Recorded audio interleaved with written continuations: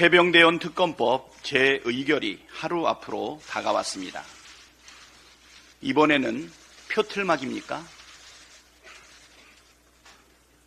국민의힘 내에서도 찬성 표결하겠다고 소신을 밝히는 의원들이 늘어나고 있습니다.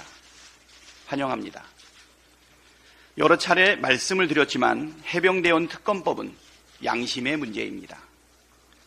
국방의 의무를 다하기 위해 입대한 청년이 상관의 나쁜 지시에 따르다 순직했고 사건의 진실을 덮기 위한 외압이 있었다는 의혹이 나왔습니다. 해병대원이 순직한 경위를 낱낱이 밝히고 외압의 실체를 밝히는 것은 재발 방지를 위해서도 반드시 해야 할 일입니다.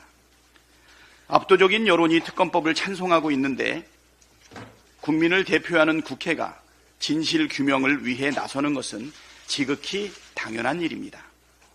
국민의힘에서 이런저런 구실을 갖다 대며 특검을 반대하고 있지만 비겁한 변명에 지나지 않습니다. 심지어 특검법을 막으려고 당의 사무총장이라는 분이 대통령이 경로한 게 무슨 문제냐는 궤변을 늘어놓던데 참 기가 막힙니다. 대통령의 경로 때문에 이 모든 문제가 불거진 것 아닙니까?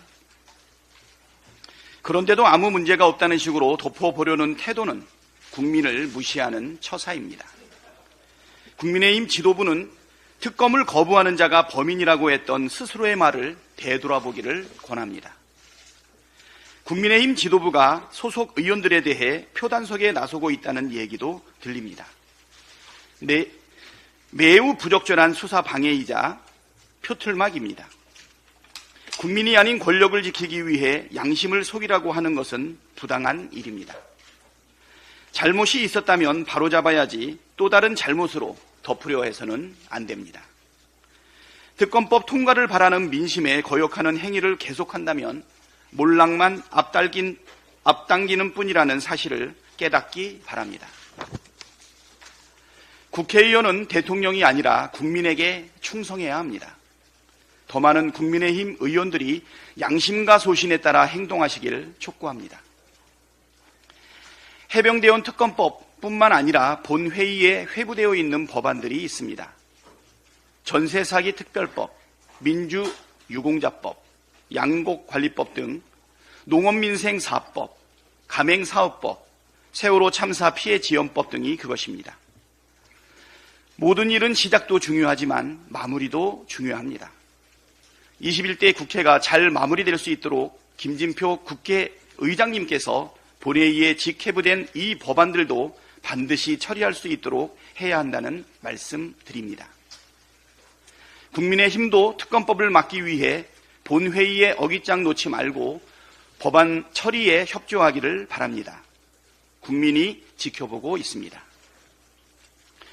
국민연금 개혁을 위한 민주당의 통큰 양보마저 결국 대통령실과 국민의 힘이 거부했습니다. 매우 무책임하고 정략적인 태도에 실망스럽습니다.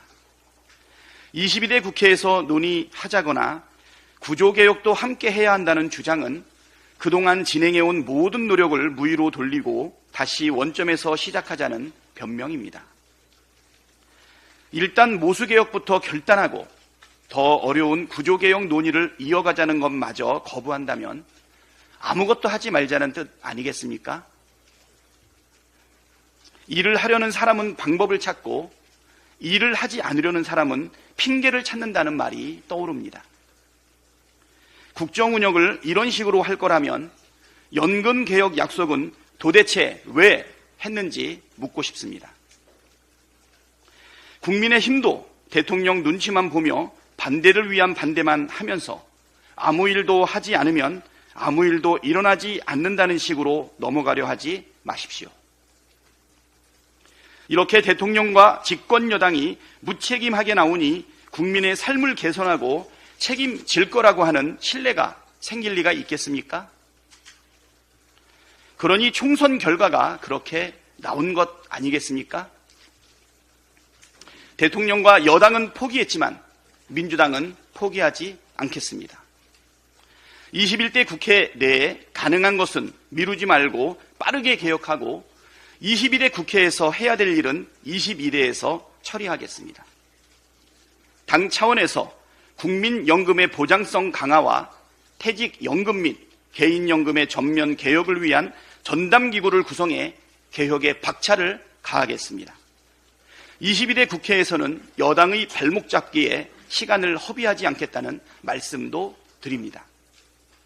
22대 국회에서는 단호하게 가야 할 길, 그 갈 길을 가겠습니다. 따박따박 법대로.